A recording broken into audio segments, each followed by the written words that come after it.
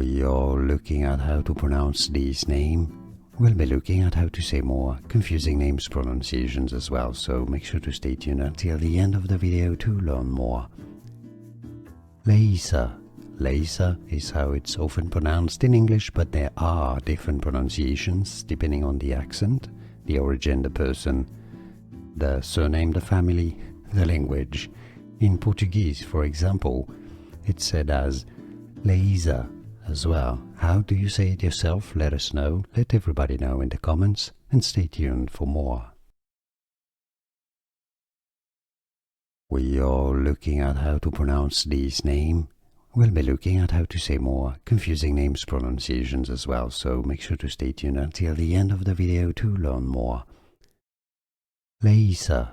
Leisa is how it's often pronounced in English, but there are different pronunciations depending on the accent, the origin, the person, the surname, the family, the language.